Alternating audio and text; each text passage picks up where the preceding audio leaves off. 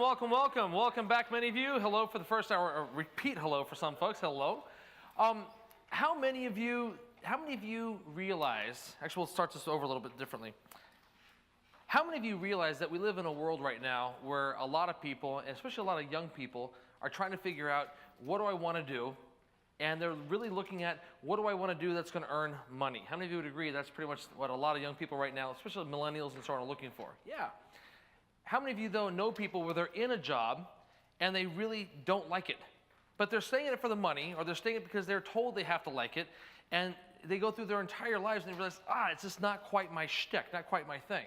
How many of you have ever been, or know anybody else who's ever been in that show? Yeah. And so what we found is that there are certain types of people, there are certain types of energies, but we don't know how to plug into those types of energies. We try to essentially put the square peg in the round hole, and we wonder, why are our edges getting worn off? Why are we getting worn down? Why are we unmotivated?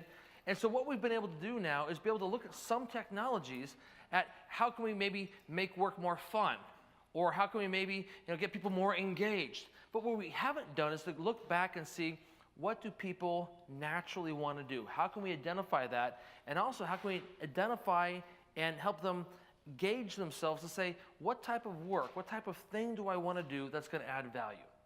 So what we've been able to do is have TeeJay Dowe, one of our trainers from England. She's flown all the way over, and she's going to be presenting on what's called talent dynamics for young people.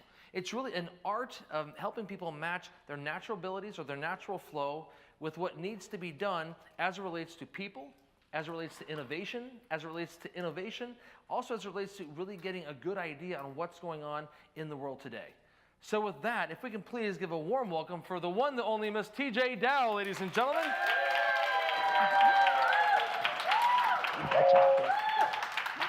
Thank you. Thank you so much. It's great to be here. Let me ask you a question. Who here has got kids? Oh, most people. Who here has been a kid? Still is a kid? Yeah. Thank goodness for that. We know you lose that magic of being a child.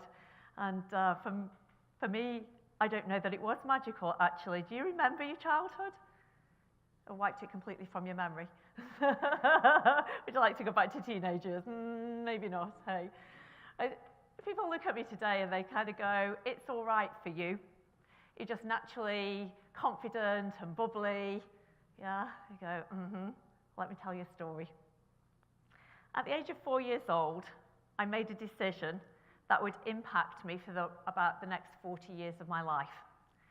At 4 years old, I truly, truly believed that I was not good enough. And when you have a decision like that, well, for me, I lost all of my confidence. I had no confidence. I had very little self-worth, and I was painfully, painfully shy. I settled for second best because I didn't believe that I was good enough, so of course you would settle for second best. And that impacted every decision that I made all the way through high school, into the world of work, and beyond that. My life became what I can only describe as a series of quite spectacular disasters along the way. And I can laugh and I can look back now, because your journey is your journey for a reason. And I get that, and you look back in hindsight or kindsight and recognize it. But those years of settling for second best were really quite painful. And when you kind of at that age at school where people start to say, so what are you going to do when you leave school? If you'd have asked me at 15, what did I want to do with the rest of my life, I would have told you that I wanted to be a sports teacher. I loved gymnastics, I loved athletics, interestingly lone sports. I was a bit of a loner, that's what I called it, fiercely independent, just did everything by myself. When I told my dad that I wanted to be a sports teacher, he was like, I don't think so. That is not the profession that we want for you. You've got to work hard, get a good job, earn a good living. And those words still echo in my ears today. Work hard, get a good job, earn a good living. So with my decision to be a sports teacher, he was not having any of that. I got tootled back to the careers office to have another look. The careers office in my school, I don't know about your careers advice, but mine was non-existent. The careers office was a small little room about this size. It was full of leaflets, and there was nobody to talk to. So I have a little rummage around, see what there is there. I found forensics and pharmacy. And I go home and I tell my mum, she says, oh, yeah, that's a much better profession. Well done. And then about 2 weeks later, there's a job advertised in the local paper for a student pharmacy technician. So my mum says, why don't you apply for it? You might get an interview. You could go along and ask some questions to see if pharmacy is for you. So I go along and I apply for it. I'm lucky enough to get 2 interviews. I find out nothing more about the job, but they do offer me the job. Well, what are you going to do when you're 16 with no confidence, right?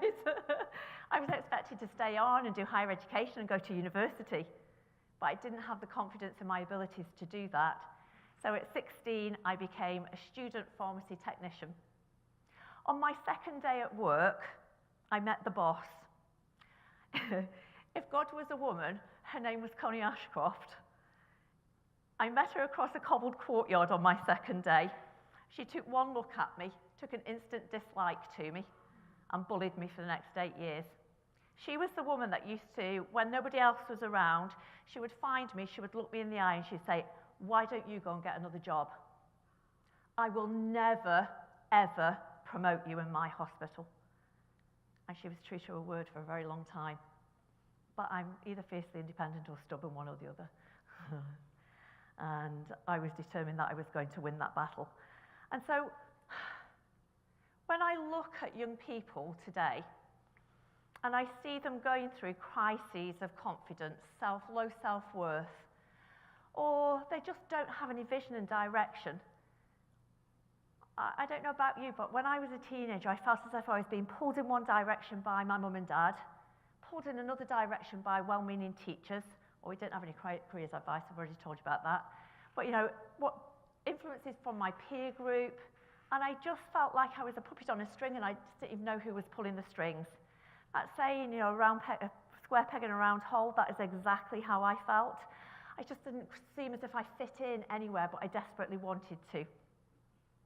When I see young people going through that today, or there's so many options and opportunities that they just don't even know what to choose, and they're just confused, to me, that's like looking in a mirror and it's really painful.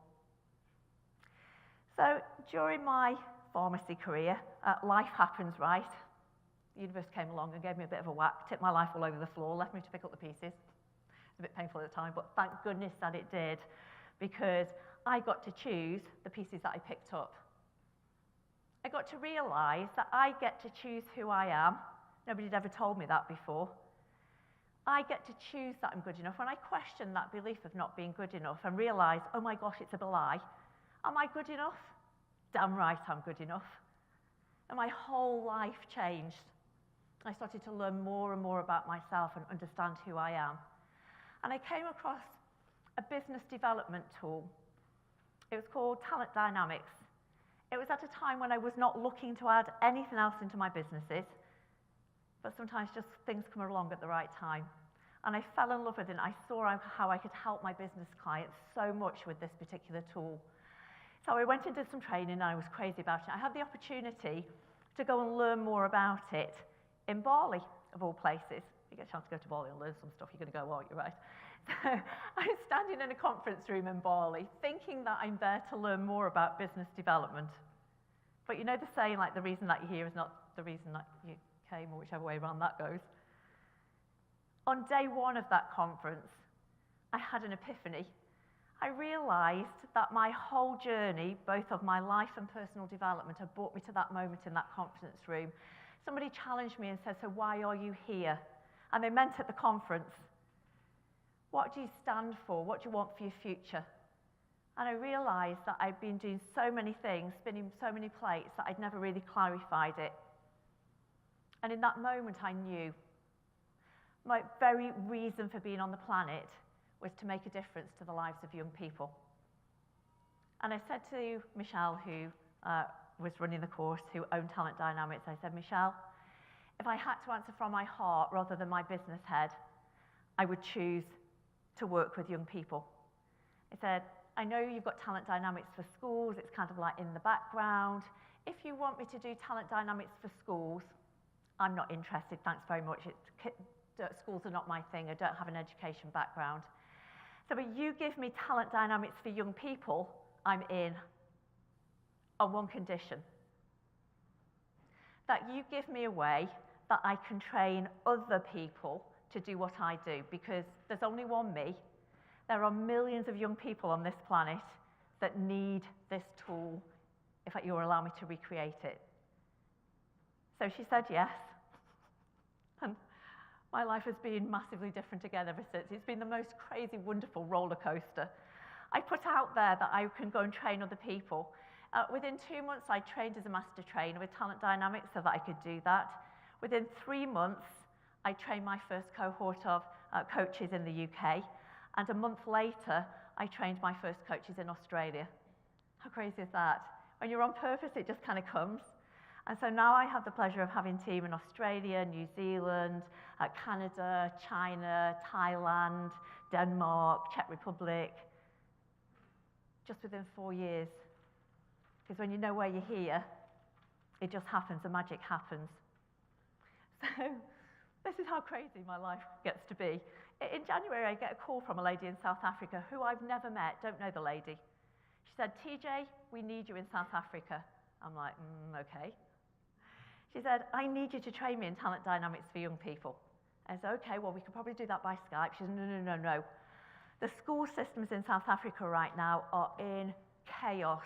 I need you to come to South Africa and train a team for me. I said, okay, well, we can kind of look maybe later in the year. She said, no, I need you to come now. This was January. Can you come in February? Are you crazy? I don't even know you. So then she sent me some photographs. I don't know whether you know what's happening in the schools in South Africa right now. School systems are interesting because wherever I look around the world, education has exactly the same challenge, and our young people have exactly the same challenges. South Africa is just a little bit further in advance of being at tipping point. Their state schools right now, they've misappropriated. When I was there, I heard on the radio, the government have misplaced some ridiculous, something like 500 billion rand from the education budget. How do you misplace it? It's not your keys, is it? So teachers are not being paid properly. They have kids in their class, they have 80 young people to one teacher. She showed me photographs, the kids are sitting on the floor because there's not enough tables and chairs. Then she goes and sends me a video that the parents are marching to close the schools because their kids are not being educated properly. It broke my heart. I was on a plane. I was there in March. And it was just the most amazing thing. In 4 days, we helped 800 children to discover their genius. How cool is that? And you go up to them and say, are you going to discover your genius? And they go, you do know you're a genius, don't you? And I go, you don't know that you're a genius? What do you think is a genius? When I talk about genius, whose name comes to mind? Einstein, right? Yeah, absolutely. If I compared myself to Albert Einstein, I think I would fall a little bit short. I would not consider myself a genius. And yet each and every one of us are geniuses, but we have different types of genius. It's that old thing, isn't it? And this is what we do all the time. If you continue to judge a fish by its ability to climb a tree, it will live its life feeling stupid. But what do we do in education? Continue to judge everybody by the same educational academic standards. And yet that's not everybody's genius. So I'm wondering which genius you might be if we're all a genius. So as I go through the geniuses with you, perhaps you can start to recognize, is that me or my kids? Let's see how it shows up. I'll check in with you along the way. Anybody got kids like this? So before we get there, though, have you got a plain piece of paper? Got some paper in front of you? Excellent, excellent. So for some of you might know how this goes. On your plain piece of paper, I would like for you to draw a potato. I'll draw it with you. There you go. Potatoes drawn. So as you pick up your piece of paper and turn it to the person next to you and say, let me show you my brain. Now there's people wishing they'd drawn it bigger. So actually, it's not your brain. You might just want to put a circle in the middle there. Now it looks like a donut. We've got a food thing going on. It is not a donut either. Let me just put some stabilizers on there. Draw a few feet. Anybody know what it is yet? The back end of a bird.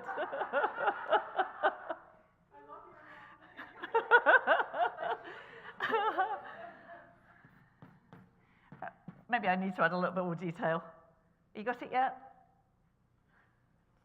Wasn't he? Surely you know what that is. Antenna? Yeah, kind of is. Kind of is. Let me put the final piece in for you. You'll absolutely know what it is after this.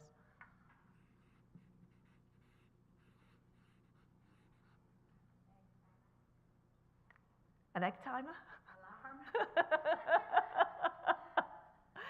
It's not an alarm, for goodness sakes.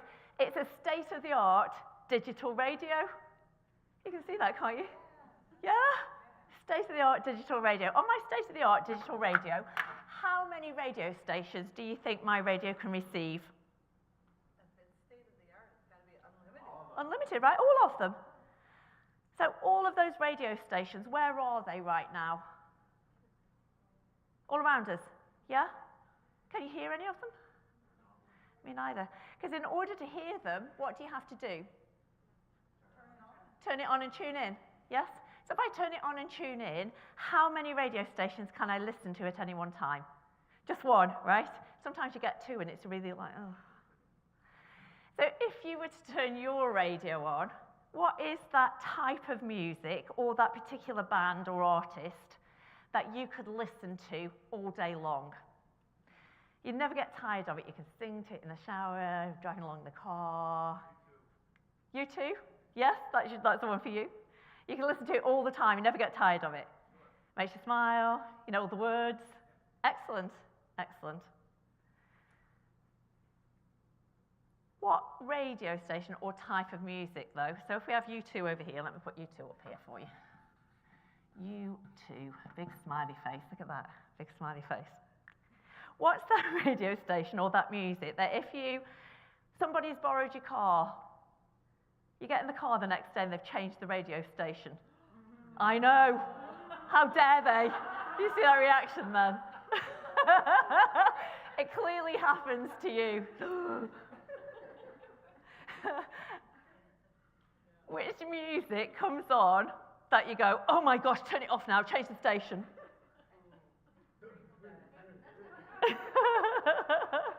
What? Rap music, yes, yeah. What would it be for you? Like heavy metal rock. Heavy metal rock.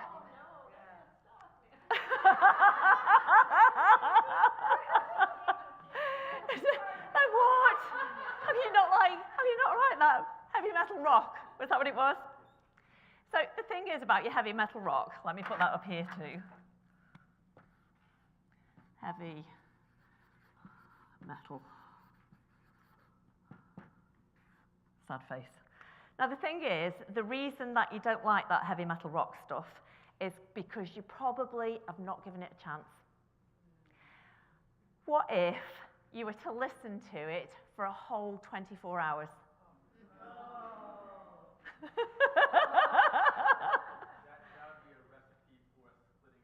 would be A recipe for a splitting headache. Well, maybe it's because not only did you not listen to it enough yet, maybe you just don't know enough about it. No. Well, I'm going. Just a moment. Now, I have a friend who absolutely loves heavy metal, right? Fanatical about it. To such an extent that she has every book written about heavy metal. It's like, do you know Encyclopedia Britannica? Like, yeah, it's worse than that, or better than that, actually. So what I could do is I could borrow it from her to give to you to read all of them. Then you perhaps learn to love it. That's not going to happen. Okay, so maybe not just listening to it even more and reading all about it. Perhaps if that's not enough to make you love it, My friend who loves heavy metal, she called me the other day. She's like, oh my gosh, TeeJay, I'm so excited. She said, I won free tickets to this heavy metal event. It's 3 days at the Wembley Stadium in London. I know you're excited, aren't you? Look at that face. She said, I'd love for you to come with me. Well, now I'm thinking, I could give that gift to you. It's like 3 days. but hear me out. 3 days. You can listen to it. You can get involved in it. You can write it. You can sing it. You could do the old... Get into it. No, it's literally going to give me a stomachache. Huh. But if it was you too, all day long. Interesting. Isn't this what we do to people? Especially young people. We know you're really good at that, but you're spending too much time on it. Go and concentrate on the things that you're not good at. Yeah? Work harder, concentrate harder, work on it longer. Now, I know to a certain extent there's a benefit, but there's only to a certain extent, right? Where it becomes counterproductive because now I can just be mediocre at everything. Why not concentrate on your strengths? Be even better at it, love what you're doing, and shine and stand out for all the right reasons. How awesome would that be if we allowed our kids to do that? Huh. So that kind of is finding your flow. Flow's a bit of a soft, fluffy, woolly word. Really not very soft, fluffy, and woolly. You might have noticed. So when I say flow, what does flow mean to you? Harmony. Say again? Harmony, yes? Joy. Congruent, yes? Easy movement. Any over here? What does flow mean to you? Balance? Yeah. So if I could describe it to you, this technology comes from the ancient Chinese. It makes me smile that we think this personal development stuff is this modern day 21st century. Yeah, right. 5,000 years ago, the ancient Chinese were already doing it. They had the I Ching, the Book of Change. And that was what they used to allow them to live their lives in flow to their true potential, whatever that was for them. So the ancient Chinese said that you have a basic fundamental right to live your life in flow.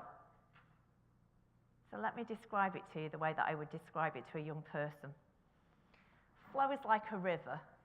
Great metaphor, right? Water. When it begins its life, it's just a little tiny trickle at the top of a mountain. And as it comes down the mountain, it gathers more water. It gets wider, it gets faster, it gathers more pace, it gathers more speed. By the time it gets to the bottom of the mountain, it's unstoppable. Imagine feeling unstoppable. How amazing would that be, yeah? It's gathered so much momentum now that even if there's boulders in the way, that water will go over it, under it, round it, through it. It will not stop.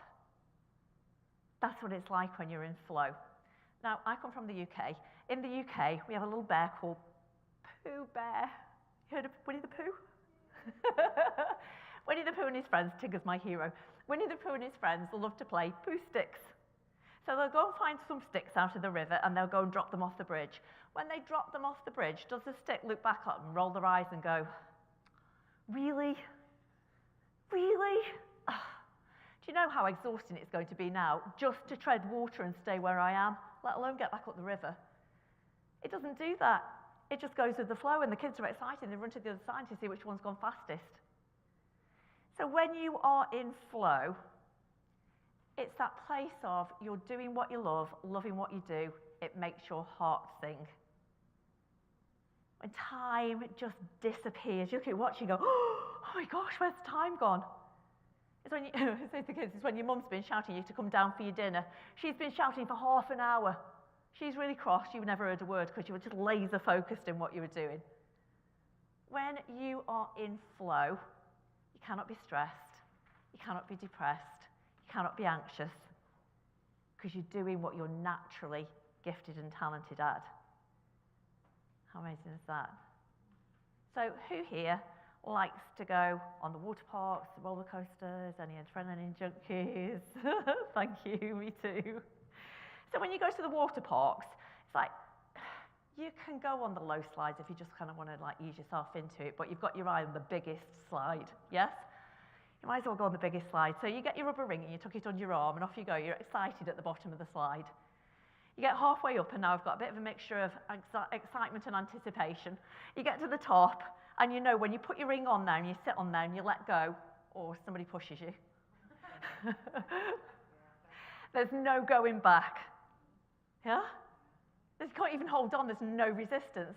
You're path of least resistance. And so you hear the kids, or it might be me, squealing all the way down. And you go drop into the water at the bottom, and you come up, you're like, oh my gosh, that was amazing, can I go do it again? Yeah. And it leaves you like that feeling of being alive. It gives you energy. It's exhilarating. Imagine your kids feeling like that. Or if you, when you were young, feeling like that, 75 to 90% of your time, how would life be different? I just invite you to think about where would you be on a scale of 1 to 10 right now? Like 0 being like, oh my gosh, totally out of flow. 10 being, oh my gosh, I love every minute of every day. Where would you be? Write it down.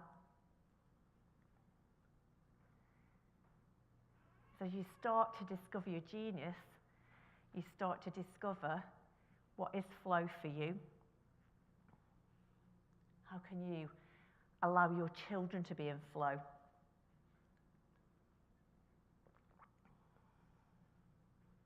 Even more of the time.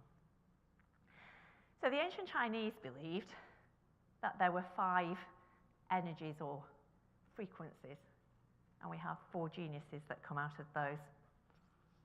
Let me just share those with you.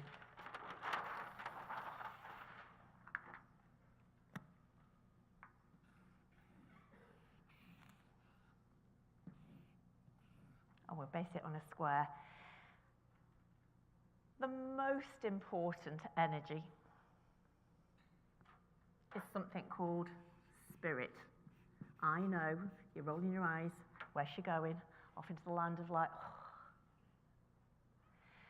Spirit energy, a bit like flow, it sounds a bit fluffy and woolly.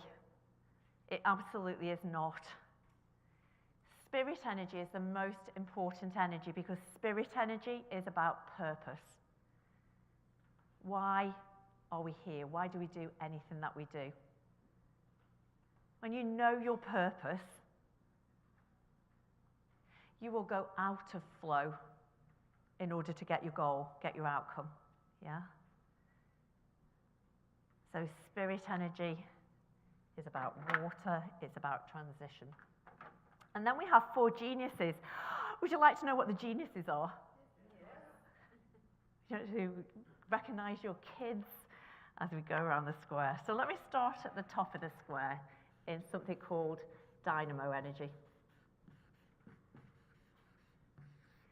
If it had a season, it would be springtime. Its element is wood. It's like we're going to sow the seeds to nurture as we go around. And just like springtime, everything comes to life. So dynamo energy is about new life, new birth, new ideas, new inventions, new creations. It's about all things new. So people with a lot of dynamo energy are very innovative.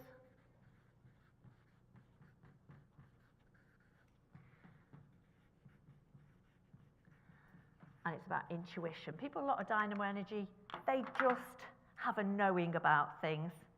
When you've got a lot of dynamo energy, it's high-paced, fast speed.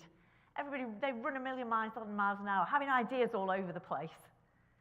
They have so many ideas that they get a bit distracted with the next idea and the next idea and the next idea. If you with a lot of dynamo energy have about 50, at least 50 or 60 tabs open up on the computer screen because while one's loading, I've got enough patience to wait for it if to open the next. Yeah. So they are very impatient. They don't stop and plan anything. I've got time to stop and plan, let's just go wing it. They just run off a million miles an hour. They have very high standards for themselves and other people. They're very inspiring. They're very visionary.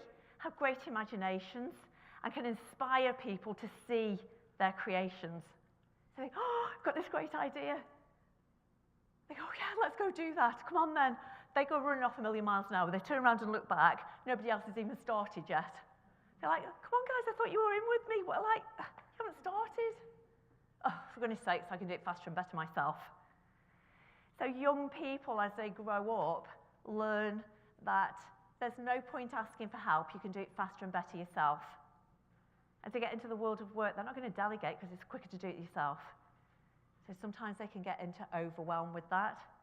They're good at multitasking, spinning plates, great at starting things, hopeless at finishing things. While you can get lots done, you can be very scattered and they're focused as well. Have a really poor sense of timing. Now that's not about being on time. They probably will be on time, but they're very optimistic. And so they're optimistic about what they think they can get done in a space of time. So people with a lot of dynamo energy think they can do this much in this much time, and then wonder why they're rushing. Yeah? And it's very much like, shiny penny, on to the next thing. But you can be criticized and made wrong for the very thing that is your genius, creating all things new, going on to the next thing. But people will go, oh, for goodness sakes, you never finish anything. Why don't you finish that off before you start the next thing? What is it this month? Flavor of the month. Yeah? That's their job, to create. They have a great perspective. They have a big overview of things, but don't give them the detail. They get lost in the detail.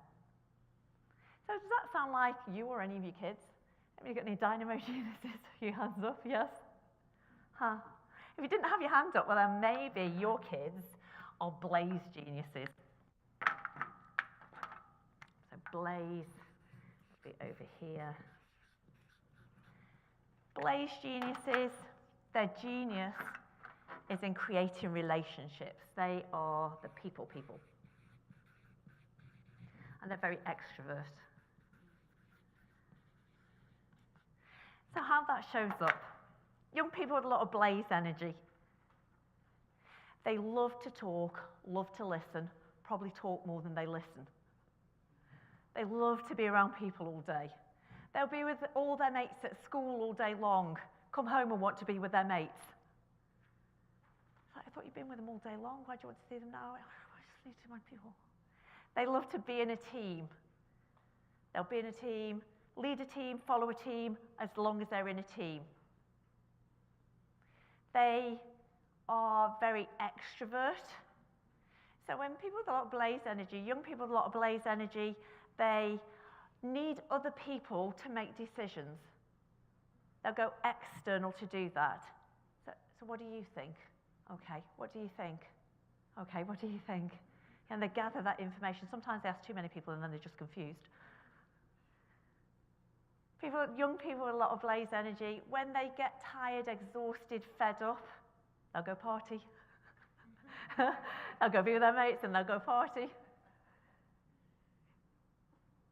They love to be around people. The worst place you can put a young person that has blaze energy, all by themselves, in a quiet room, turn that music off. Go sit quietly all by yourself with a data spreadsheet and lots of data to enter into it. Day after day. Oh, torture. These are the kids that love to talk so much they probably get told off for talking in class. Yeah. Huh. Anybody got any blaze geniuses? Yeah, a few people. Huh. Well, if you didn't have a dynamo genius and you didn't have a blaze genius, maybe you have tempo geniuses. So tempo geniuses are very sensory based, and they're really good at timing. So our tempo geniuses are not like our dynamo geniuses running 1,000,000 miles an hour. Just like tempo and music, it's slowing the pace down. Yeah? Their element is earth. They're very grounded, very down to earth. Not head in the clouds, but ear to the ground. Not all these ideas, oh my gosh, I've got all these ideas, come on board. And they go, why would I come on board? Why would I follow you with that? Show me the evidence. Seeing is believing for a tempo genius. Tempo geniuses navigate their world by their senses, particularly how they feel about the world. And they really, really, really care about people. So Blaze geniuses might have lots and lots and lots and lots and lots and lots and lots of friends, and they'll just hang out with all sorts of people all the time. Tempo geniuses will probably have much fewer friends, but they will nurture that friendship. It's not about quantity like the Blaze, it's about quality. They would rather have fewer, deeper relationships than have lots that don't mean anything. They have a real sense of harmony and fairness. If something is not fair, if your kids are going, but that's not fair, they probably have a lot of tempo genius.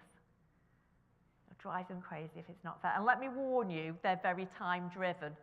So I have a tempo genius. My daughter is a tempo genius. I learned this lesson quickly when I learned this.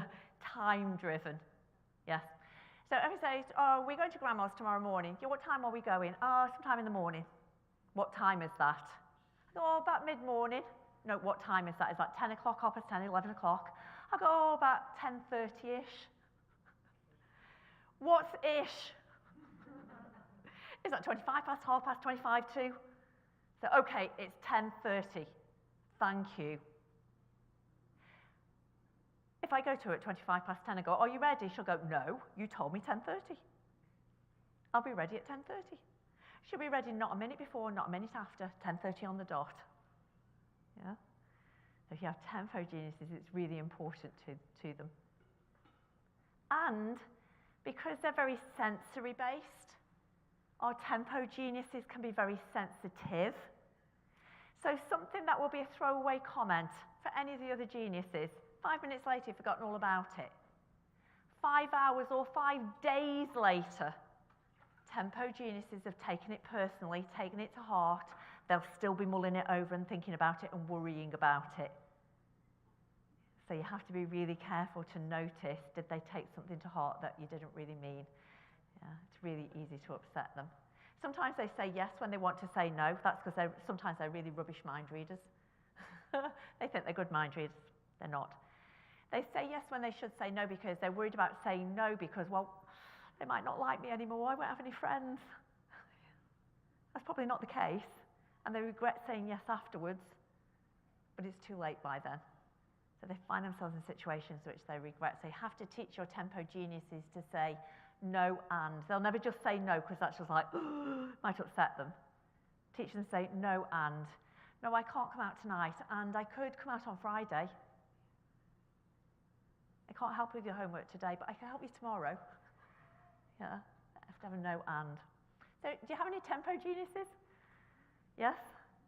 I had a good mixture, so maybe, maybe not. I had a good mixture so far, so if you didn't find your young people's genius yet, then maybe they are steel geniuses. Oh, that's the wrong colour. So steel geniuses are about data and analysis.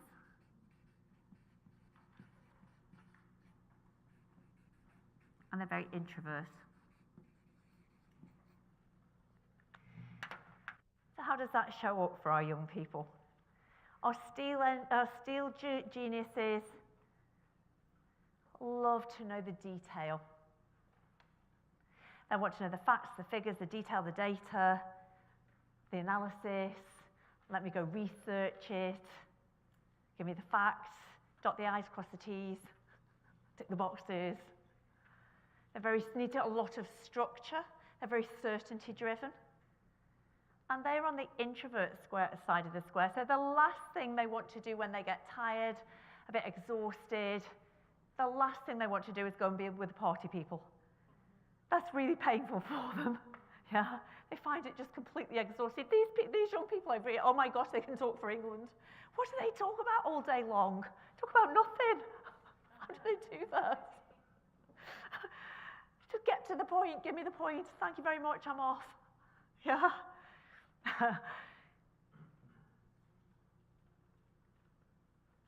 sometimes, though, our blaze geniuses don't understand our steel geniuses. What do you mean you don't want to come out all the time? Come to the after-school club, the school disco. They're like, oh, no, thank you. So sometimes they get labelled as loners or geeks.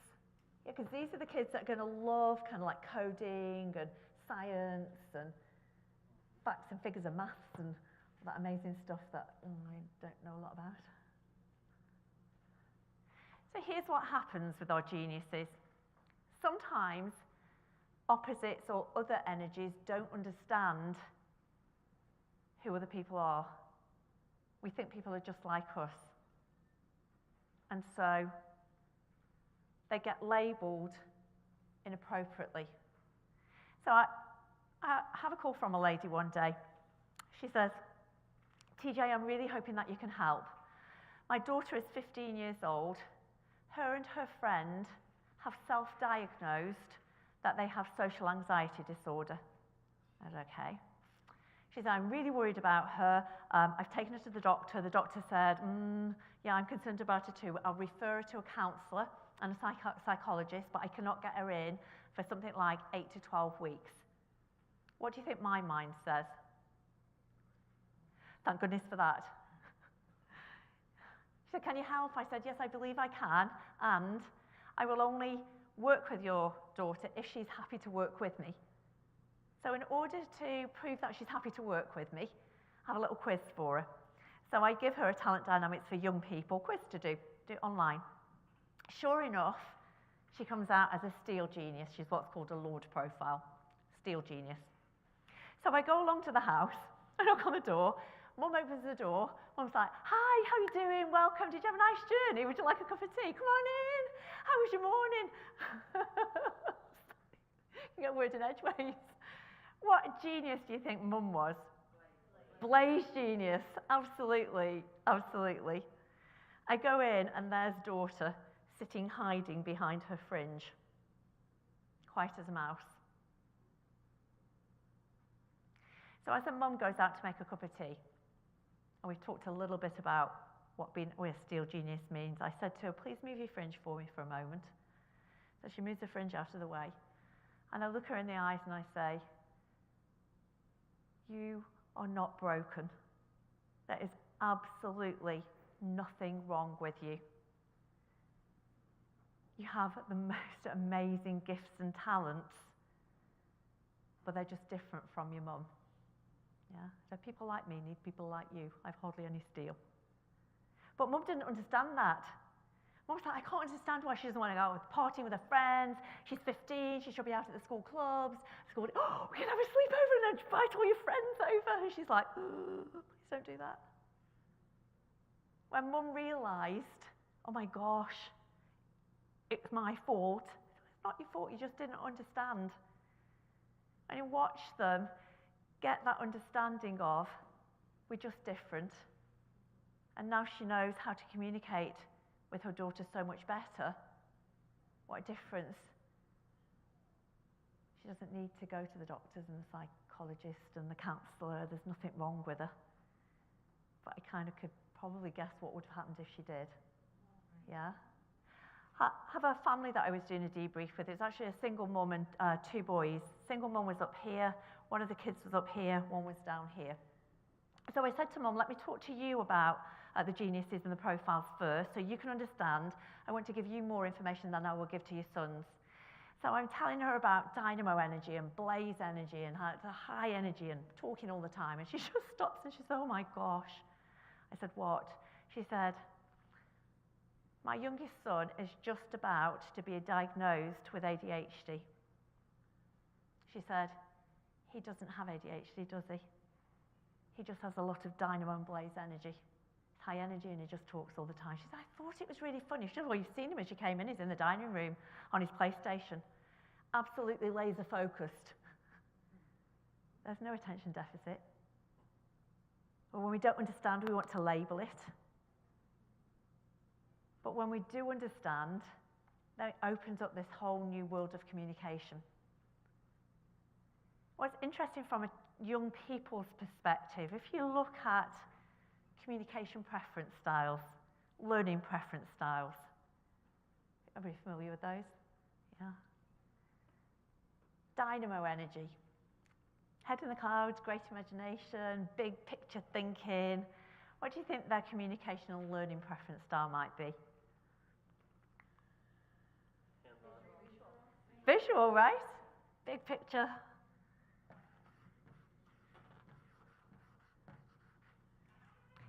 So these are our kids in our classrooms that need to see to learn.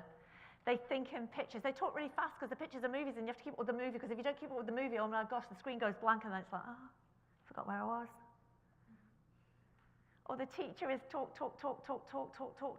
and you can't turn that talking into pictures fast enough, and then you lose your place and it's like the movie's gone blank again, and oh, there's something out the window there, that was interesting. And now we get told off for not paying attention in class. To be able to share that with young people, to say, do you know what, I might not be able to have this conversation with your teacher, to explain to them different learning preference styles, but if you know that they're talking a lot and you learn with pictures, how can you help yourself? Can you take lots of coloured pens? Can you mind map? Use post-it notes? Draw pictures? And one creator who she was just coming up to that time in education where she was sat some exams to see what her predictions would be for the future, like for that year. And the only subject that she was struggling with was maths. So her mum got a private tutor. She shared with a private tutor that Fabia was a dynamo genius, that she learned very visually. So her tutor, rather than doing black and white equations on paper, like we traditionally do with maths, instead, every week in that maths lesson, they used their imagination. So she went to the circus, and she went to the fairgrounds, and she went to the movies, and the numbers were people in the queue, and the numbers were cost of the tickets, or the number of roller coasters. Within 1 year, her grades from predicted to actual went up 3 grades. Yeah, really wow. Allow them to take responsibility for their own learning. Our Blaze geniuses, well, they love to talk and they love to listen, so what do you think their preference is? Auditory.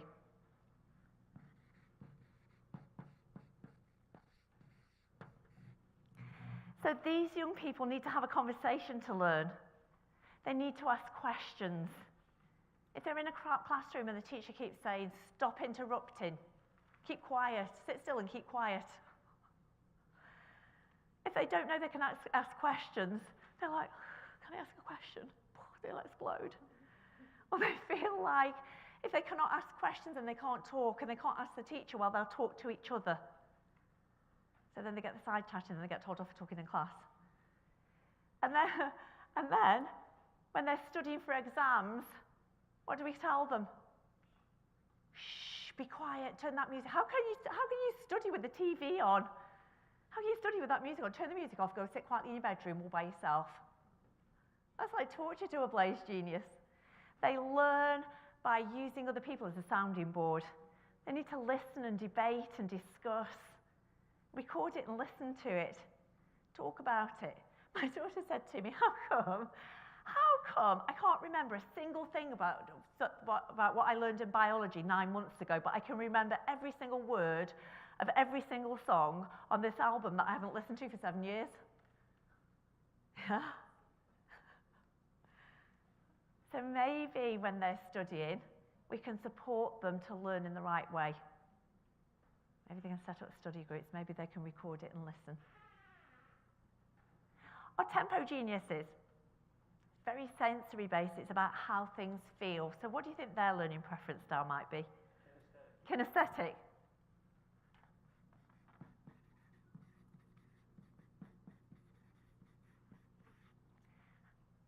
They need to learn kinesthetically. So you can show me how to bake a cake and you can tell me how to bake a cake. Let me bake the damn cake.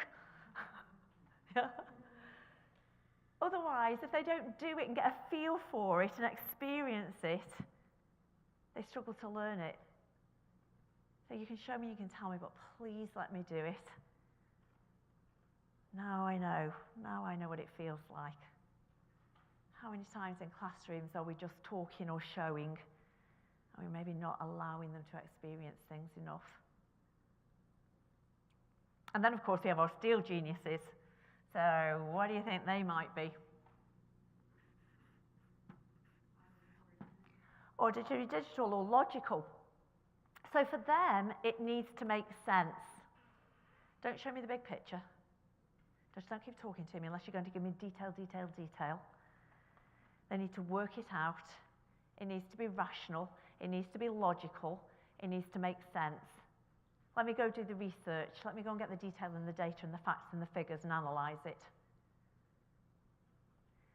So the challenge for young people who have an auditory, digital or logical learning preferences, they like to get all of the details. You give them a project or a homework assignment.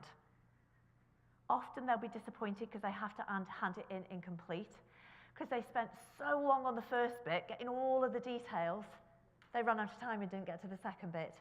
So you have to give them some structure. They love structure. You have to say, it's a 3-part question, spend no more than 15 minutes on each part, or I want no more than 6 pages, and it gives them some framework. Yeah? Otherwise, they just get immersed in the detail. They find it hard sometimes to make a decision because they have to analyse everything. I don't know if you saw there was something on Facebook that went round a little while ago, and it said, this is how most people make a decision. This is how Steel Energy makes a decision. As they analyse it, think about analyse it a bit more.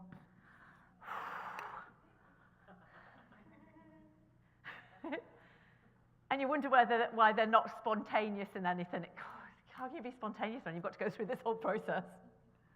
Yeah.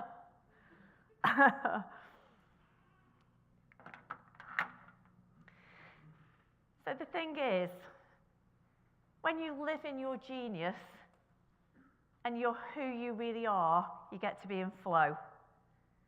When you try and live as somebody else's genius, or we force our kids to be who we think they should be, have the careers that we think they should have, that makes them out of flow. So, who here thinks that you might be a dynamo genius? Excellent. Let me come down to the front. Yeah, you. You too. Who thinks they may be a blaze genius?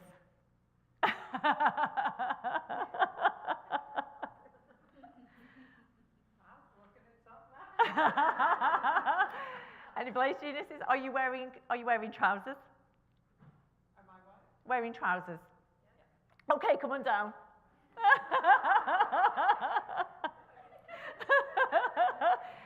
Tempo geniuses. Come on up, Valerie. Do we have any steel geniuses? Steel geniuses. Bart, do you want to come and be my steel genius? Say again? I think my wife might be a steel. Oh, you think your wife might be a steel genius? Did you recognise it on the, yes? So I have a little game for you to play. I think you may have played this when you were small. Oh my gosh. Did you guess what it is? Not any, I know, not any kind of twister. This is genius twister. So let me put it out there. So if my dynamo genius was Steph on the green one, my blaze genius, pick a red one, any red one. My tempo genius, pick a yellow one. My steel substitute genius, pick a blue one. So there you are, both feet on your genius, standing in your genius, your most natural energy. Yeah, it's easy to stand there, right? You can stand there all day, it's really comfortable. Is it taking much effort? Not a lot, right? Because that's because you're in your genius, you're being who you are. This is what happens, though, when we take our young people out of their genius into something that we might think they should be. So I invite you to put your left foot on, let's go dynamo genius. So if you want to step across and everybody else can put a step on there as well. There you are. See, you're still all right. I'm all right, Jack. I'm still in my energy. Yeah, they're a bit stretched. Yeah. Particularly over there. Steel to dynamo. Oh. So now it's taking a little bit more effort. It's stretching them a little bit. They could stand there for quite a long time, but at some time they're going to be exhausted. But this is what happens when you take them out of their genius for even longer. So if you would now like to place your left hand on steel genius. Yeah, we're going to have an issue here. Me too. Uh-huh.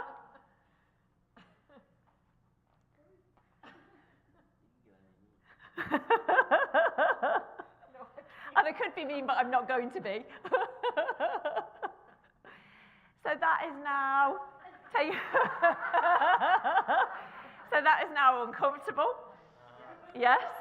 It's a little bit more stretching. Yeah, it's taking a lot more energy. Would you like to? It can be a bit painful if you stay there for too long. Yeah, so please do stand up. Please do stand up. Give our geniuses a round of applause. Thank you, geniuses. But what a great example of what's in and out of flow. Yeah. Allow our young people to find their genius and to live as much as possible in their genius. Now, it's not an excuse for not doing other stuff, but it is a recognition of what are we naturally gifted and talented at that we should do more of, and what are the things that we naturally will be challenged by, that we can go and learn. Of course we can go and learn anything, and sometimes we have to, and it's to our advantage. But if you can find what is your flow, help your young people to find their vision and direction, then what an amazing difference that will make to their lives. So I'm going to pause for a moment and ask, does anyone have any questions? Go ahead. So is it the case that, our son or daughters, are dominantly in one area but have got components of others? Or is it the case that, we are naturally just, dynamo, blades, tempo, or steel, and that's it? Great question. Because people say to me, well, TeeJay, for goodness sake, you're always saying, like, don't label our kids, but surely this is labeling them. Right, so if you're going to choose a label, have a positive one. Yeah. But what I love about it is it's not intended to be a labeling tool. We have a blend of all these things. So you will have one, or possibly two, that are much higher than the others. So, but it's a little bit like a fingerprint. We're all special, unique, different. We bring our experiences and our memories and all of those other things, and our personalities with us, but we have a predominant energy. And that's your kind of center of gravity, if you like. That's where you'll most find flow. But you will have a mixture of all the other ones as well. We'll have one. I say to the kids, it's like rooms in the house. You can go into any room in the house, but you probably have your favourite one. And for most teens, that's their bedroom. But they can go into the kitchen and pop into the living room and go wherever. And the blends of energies will be different for everybody as well. So I could have a dynamo genius with high blaze, would show up differently than a dynamo genius with lots of steel or lots of tempo. Yeah.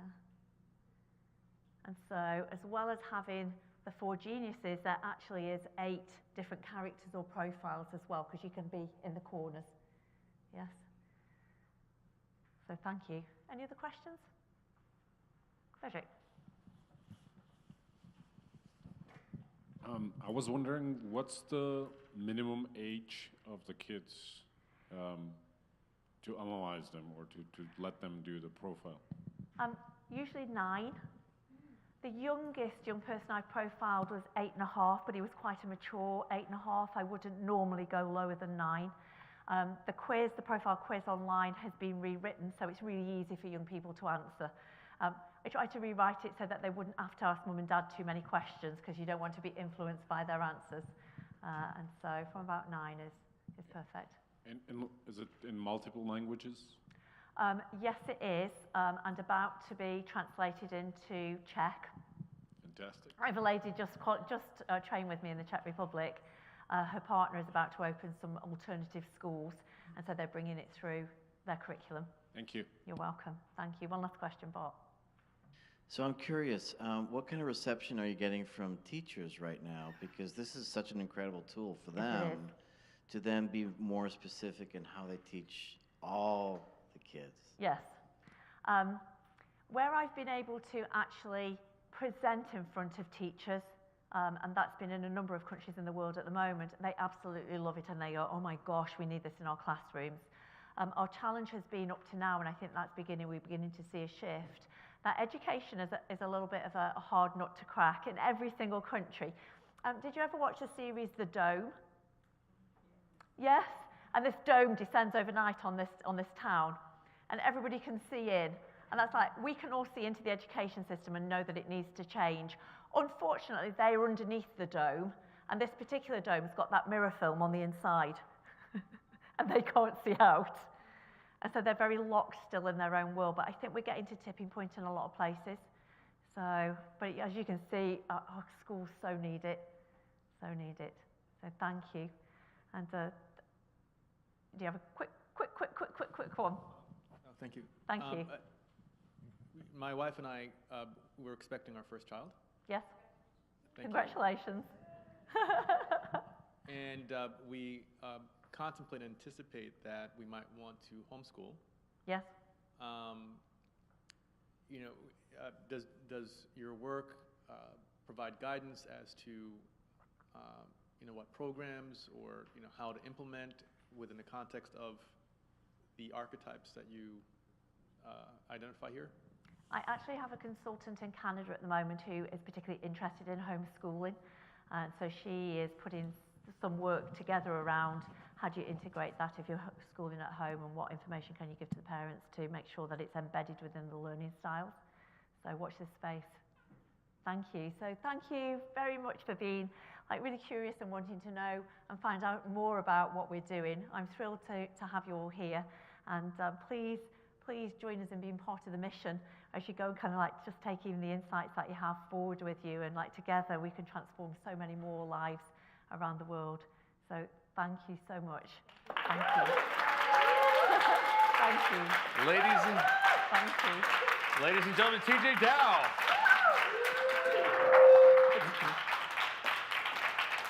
How many of you got some insights not just on how to interact with kids, but maybe the kid inside, i.e. the adults? Yeah, very, very powerful. This is also incredibly powerful in business. Some people think, well, I don't have kids, or I don't have kids yet, or what have you. These distinctions, these insights, as TeeJay was saying, when you look at businesses and look at organizations, how many of you own your own business? Any of you own your own business? Okay. How many of you work in another business? Great. How many of you know people in those businesses now, based on what you know, where they may have a lot of blaze energy, a lot of people energy, and they're doing things that are not people-oriented, and they, let's say, don't like their jobs? How many of you know other people like that? Yeah. And how many of you have ever seen people where they're, they've got a lot of the, the systems and so on, and they're great at the details, the accounting, and they're doing a lot of blazy type positions, and they're like, people scare me. Just let me hide in the back. Just give me a laptop computer, give me a window, and I'm all set. It's helping people understand where they best fit. From a business overall perspective, if you look at it, and I know we've spoken about this before, when you look at a business, if you look at how innovative is a business, how innovative is a business? You look at businesses like Apple. Is Apple innovative? Yes. Are they constantly releasing information in terms of timing? Are they constantly releasing products, watches? It's going to be the whatever tomorrow. This is where you add value. The question is, when you look at your business, whether the business that you're in or your own business, you want to look and see what's our value proposition. How innovative are we compared to the marketplace? How innovative are we compared to our nearest competitor? But more importantly, how much of an ear to the ground do we have? How much sensory acuity are we looking at? What do people need, not just now, but most importantly, what do people need next year, next month, going down in the future? This on your revenue, on your financial statements will show up in the form of what? As revenue. These are gross revenue. You are in business. You have money flowing into your business if you have the value proposition nailed down. The key, though, is that you cannot scale that. If you want to scale that, that's where you need two things. You need to make sure you have the right people and the right systems. If you have the right people but not the right systems, what are you going to have? Chaos. You're just going to keep on throwing more people at it. Having worked on numerous firms on Wall Street, I would see other organizations where they weren't doing well, and they were literally going, well, let's just hire some more people, but they were recreating the wheel every single time, and they were burning their people out. When you have high attrition rates, you may want to put in your notes, high turnover or high attrition rates is usually indicative of what? A lack of systems or a lack of training the people on how to run the systems. If you have a lot of great systems but not the right people, what's going to happen there? The systems won't run, or they'll run inefficiently or ineffectively. So the key thing here is where if you have the right balance between the people and the systems, that is going to take the revenue and transform that into what? Profit. This is where your profits are going to come from. The key, though, is looking at any business or looking at your business or your department if you're working for another business, and you look at what are we good at. Great example would be Amazon. I think we just placed a few orders back there during TeeJay's presentation.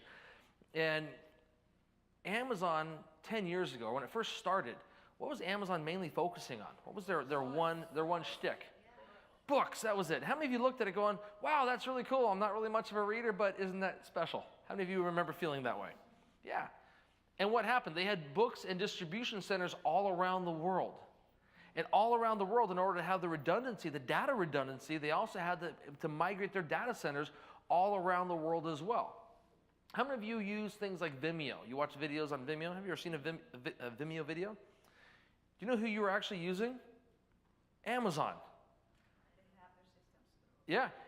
Amazon, or Amazon Web Services, Amazon S3, they host all of our videos.